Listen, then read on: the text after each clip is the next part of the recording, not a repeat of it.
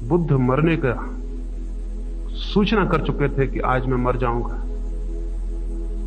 और उन्होंने अपने भिक्षुओं से पूछा कि तुम्हें कुछ पूछना हो, अंतिम बात तो पूछ लो, मेरी आखिरी घड़ी आ गई और मैं विदा हो जाऊं। उन भिक्षुओं ने, उनकी आंखों में आंसू थे और उनसे कुछ भी पूछते न बन सका, और बुद्ध एक वृक्ष की ओट में चले गए और आंख बंद करके बैठ गए ताकि वो भीतर डूब सकें और शांति से विलीन हो जाएं। और तभी एक आदमी गांव से भागा हुआ पहुंचा और उसने कहा कि मुझे कुछ पूछना है बुद्ध से। तो भिक्षुओं ने कहा अब तो वो विदा भी ले चुके, अब तो वे आंखें भी बंद कर चुके और वे पूछ भी चुके कि तुम्हें कुछ पूछना तो नहीं है, तो हम तो इंकार कर दिए, अब असंभव है। लेकिन वो आदमी चिल्लाया, अगर ये अब असंभव है तो फिर कब संभव होगा? वो तो विलीन हो जाएंगे, फिर मैं किससे पूछूंगा? तो बुद्ध ने आंख खोल दी और कहा उस आदमी को वापस मत लौटाओ, कहीं मेरे ऊपर ये जुर्म ना लगे बाद में कि मैं जिंदा था और मेरे द्वार से कोई प्यासा लौट गया। उस आदमी को ले आओ। ये आदमी निष्क्रिय है। महावीर भाग रहे हैं नंगे और पैदल गांव गांव गांव गांव। किस लिए दौड़ रहे हैं? कोई इलेक्शन जीतना है? किस लिए भाग रहे हैं? कोई धन इकट्ठा करना है? किस लिए दौड़ रहे हैं? कुछ भीतर पाया है जिसे बांटना है। वो भीतर कोई झरना है जो बढ़ जाना चाहता है। कोई सुगंध है फूल के भीतर, जो फूल खिल जाता है, सुगंध बढ़ जाती है। निष्क्रिय कौन कहेगा? क्राइस्ट को सूली पर लटका दिया और कहा कि तुम्हें कुछ अंतिम बात कहनी हो तो कहो। तो क्राइस्ट ने कहा, हे परमात्मा, इन सबको माफ कर देना, क्योंकि ये नहीं जानते कि ये क्या कर रहे हैं। तभी और तभी उनके शिष्यों ने समझा कि ये वही आदमी है जिसने कहा था जो बाएं गाल पर चांटा मारे तो तुम दायां उसके सामने कर देना। इसने कहा ही नहीं था, ये आदमी कर भी रहा है। जो लोग इसे सूली पर चढ़ा रहे हैं उनके लिए भगवान से प्रार्थना कर रहा है, इन्हें माफ कर देना। ये नहीं जानते ये क्या कर रहे हैं। मरने की आखिरी घड़ी में भी ये आदमी निष्क्रिय है, कौन कहेगा? सुकरात को जहर दिया जा रहा था। जो आदमी हाथ में प्याला लेके जहर का देने गया उसका हाथ कप रहा था, स्वाभाविक था सुकरात जैसे प्यारे आदमी को जहर देना। लेकिन जल्लाद के ऊपर जिम्मेवारी थी, नौकरी थी। उसका मन तो दुखी हो रहा था लेकिन उसका हाथ कप रहा था। जहर की प्याली कपती थी। सुकरात ने उससे क्या कहा कि मेरे मित्र, हाथ क्यों कपता है तुम्हारा? हाथ नहीं कपना चाहिए। जो भी हम काम करें उसमें हाथ नहीं कपना चाहिए। वो बोला, मेरा हृदय दुखी है, मैं तुम्हारी मृत्यु का कारण बन रहा हूं। सुकरात ने कहा, तुम पागल हो, तुम्हें यह पता ही नहीं है कि सुकरात मरेगा नहीं, इसलिए बेफिक्र हो जाओ। सुकरात मरेगा नहीं और तुम्हारे जहर से जो मर जाएगा वो सुकरात नहीं है।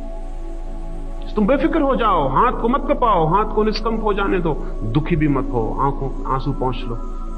यह आदमी जो खुद के मरते वक्त जहर का प्याला पी गया, उसके मित्र इकट्ठे थे। सुकरात ने कहा, कुछ पूछना हो तो पूछ लो। वे बोले कि हम क्या पूछें, आप जहर पी लिए हैं। सुकरात ने कहा, थोड़ा वक्त लग जाएगा, अभी मेरे पैर ठंडे होने शुरू हो गए, फिर और ऊपर के पैर ठंडे हो जाएंगे, फिर हाथ ठंडे हो जाएंगे। लेकिन अभी थोड़ी देर में बोल सकूंगा, तो जब तक मैं बोल सकूं, अगर मुझसे कुछ तुम्हारा हित हो सकता हो तो हो लेने दो। अभी थोड़ी देर है मेरे मरने में, अभी ये शरीर मरेगा, इसमें थोड़ा समय लगेगा, तो जब तक मैं हूं तब तक कुछ करूं। इस आदमी को कौन निष्क्रिय कहेगा? आज तक कौन निष्क्रिय हुआ है? सत्य से बड़ी और कोई सक्रियता नहीं। और जो सक्रियता शांति से पैदा होती है वही सक्रियता शुभ है। जो अशांति से पैदा होती है वो अशुभ है। हम सारे लोग सक्रिय हैं लेकिन चित्त अशांत है। अशांति से जो सक्रियता पैदा होगी वो खतरनाक है। उससे दुनिया में दुख बढ़ेगा, पीड़ा बढ़ेगी, हिंसा बढ़ेगी। शांति से जो सक्रियता आती है उसी से जीवन में शुभ का जन्म होता है, मंगल का जन्म होता है। लेकिन हम किए बिना पूछते हैं क्या होगा। हम पूछते हैं कि अगर हमने सारा सीखा हुआ ज्ञान छोड़ दिया तो हम निष्क्रिय हो जाएंगे। थोड़ा छोड़ के देखें, क्योंकि किसी आदमी को हम तैरने के लिए सिखाने को कहें, वो कहे मैं तो पानी में गिरूंगा तो डूब जाऊंगा, क्योंकि पानी में कोई भी गिरता है तो डूब जाता है। तब भी हम उसे कहेंगे थोड़ा तैर के देखें। तैरने वाला नहीं डूबता है, लेकिन वो कहेगा जब तक मैं तैरना ना सीख लूं तब तक मैं पानी में उतरूंगा नहीं। तो बिना पानी में उतरे कोई तैरना कभी सीख नहीं सकता। और जिसने तैरना नहीं जानता वो कहे कि जब तक मैं सीख ना लूं तब तक मैं उतरूंगा नहीं, क्योंकि पानी में जो उतरता है डूब जाता है। फिर तो बड़ी कठिनाई हो गई। पहले कदम तो बिना तैरना सीखे पानी में रखने पड़ेंगे, तो ही तैरना सीखा जा सकता है। अधिक लोग इसी भय से कि कहीं डूब ना जाएं, तैरने के सुख से ही वंचित रह जाते हैं। और क्या आपको पता है, जो बीच मझधार में डूबता है वो उस आदमी से बेहतर है जो किनारे पर बैठा हुआ बचा रह जाता है। क्योंकि बीच मझधार में डूबने वाला भी कहीं पहुंचता है, कम से कम साहस तो किया। लेकिन जो किनारे पर ही बैठा रह जाता है वो तो कहीं भी नहीं पहुंचता। कबीर ने कहा है, मैं बौरी खोजन गई रहे किनारे बैठ। मैं ऐसी पागल, मैं खोजने गया तो मैं किनारे पर ही बैठ कर रह गया। और पाया तो उन्होंने जो पानी में गहरे बैठ गए, जो पानी में गहरे डूब गए। साहस तो करना होगा। और कुछ बातें हैं जो प्रयोग करके ही जानी जा सकती। लोगों का यही ख्याल है हम शांत हो जाएंगे तो निष्क्रिय हो जाएंगे, क्योंकि हमारी सारी क्रियाशीलता अशांति से निकलती है। लोगों का यही ख्याल है कि अगर हम शांत हो गए तो फिर तो हम कुछ ना करेंगे।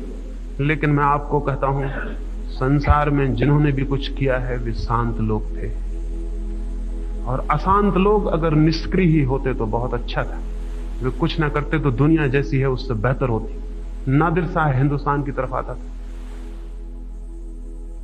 तो उसने एक ज्योतिषी को पूछा, एक गांव में वो बहुत सोता था, 12-12, 14-14 घंटे सोया रहता था। उसने एक ज्योतिषी को पूछा कि मैं सुनता हूं लोग कहते हैं बहुत सोना बुरा है, मैं बहुत सोता हूं, क्या ये बुरी बात है? उस ज्योतिषी ने कहा, आप 24 घंटे सो रहे हैं और भी अच्छा। उसने पूछा क्यों? तो उस ज्योतिषी ने कहा, कुछ लोग हैं जिनका जागना अच्छा होता है, कुछ लोग हैं जिनका सोना अच्छा होता है। आप जैसे आदमी सोए रहे तो बहुत अच्छा, कम से कम दुनिया में उपद्रव कम होंगे। तो जोशी ने कहा, गलत है ये बात कि सभी का ज्यादा सोना बुरा होता है। अच्छे आदमी का जागना अच्छा होता है, बुरे आदमी का सोना अच्छा होता है। अशांत आदमी निष्क्रिय हो जाए तो अच्छा है, उसकी निष्क्रियता शुभ है। अशांत आदमी की सक्रियता खतरनाक है। वो पागल आदमी की सक्रियता है। वो जो भी करेगा उससे खतरा बढ़ेगा दुनिया को, उसका हर किया हुआ उपद्रव बन जाएगा। लेकिन अशांत आदमी बहुत डरता है कि कहीं मैं निष्क्रिय ना हो जाऊं। जबकि अशांत आदमी निष्क्रिय हो जाए तो दुनिया अच्छी हो जाए। ये जितना हम उपद्रव देख रहे हैं, दुनिया में आए दिन युद्ध देख रहे हैं, ये किन की कृपा है? ये अशांत और सक्रिय लोगों की कृपा है। जितना अशांत आदमी हो और जितना सक्रिय हो उतना बड़ा पॉलिटिशियन हो जाता हो, उतना बड़ा राजनीतिज्ञ हो जाता। अशांति और सक्रियता मिल जाए तो आप राजनीतिज्ञ हो ही जाएंगे, बचना मुश्किल है। क्योंकि अशांत आदमी की सक्रियता के लिए सबसे बड़ा द्वार राजनीति का है। फिर वो चढ़ता जाता है, जितना सक्रिय होता है और जितना अशांत होता है उतना ऊपर चढ़ता जाता है।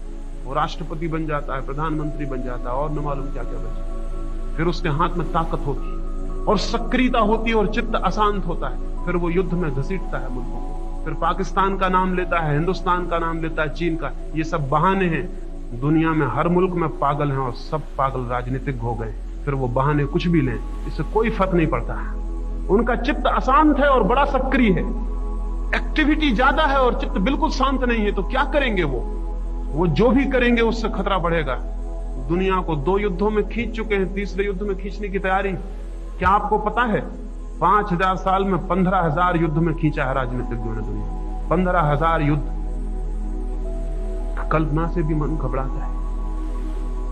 कल्पना से भी 5000 साल के इतिहास में 15,000 युद्ध, हर साल 3 युद्ध। अब तक दुनिया के पूरे इतिहास में केवल 300 वर्ष का वक्त है जब युद्ध नहीं हुए। बाकी वक्त युद्ध चलता ही रहा कहीं ना कहीं।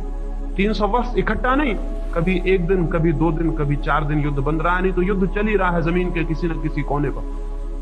ऐसा केवल 300 वर्ष के टुकड़े हैं छोटे छोटे, जोड़ने से 300 वर्ष बन जाते हैं। 5000 वर्ष, 4000,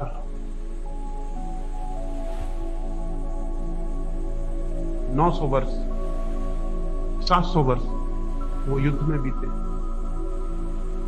हम लड़ते ही रहे हैं रोज, लड़ते ही रहे हैं रोज, लड़ते ही।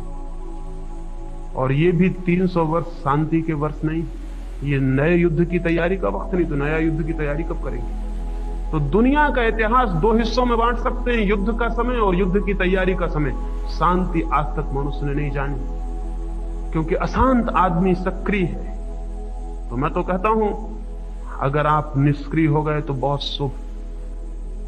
भगवान करे आप निष्क्रिय हो जाएं, लेकिन नहीं, शांति अपनी सक्रियता लाती है। अशांति की अपनी सक्रियता है, शांति की अपनी सक्रियता है। अशांति की सक्रियता विक्षिप्तता है, मैडनेस। शांति की सक्रियता क्रिएटिव होती है, सृजनात्मक होती है। अशांति की सक्रियता डिस्ट्रक्टिव, हिंसा है, तोड़फोड़, विनाश है। शांति की सक्रियता सृजनात्मक है, निर्माण करती है, कुछ बनाती, कुछ विकसित करती, किसी बीज को पौधे तक पहुंचाती, किसी पौधे को सुगंध तक पहुंचाती, कुछ निर्मित करती है। दुनिया में शांत और सक्रिय लोग चाहिए, अभी अशांत और सक्रिय लोग हैं। लेकिन इन सभी अशांत लोगों को यह भय लगता है कि कहीं हम शांत हो गए, हमारी सक्रियता चली जाएगी। निश्चित ही ये सक्रियता चली जाएगी जो अभी है, लेकिन ये चली जानी चाहिए। इसके जाने पर ही एक नई सक्रियता का जन्म होता है। वो नई सक्रियता ही धार्मिक सक्रियता है। तब मनुष्य कुछ निर्मित करता है, कुछ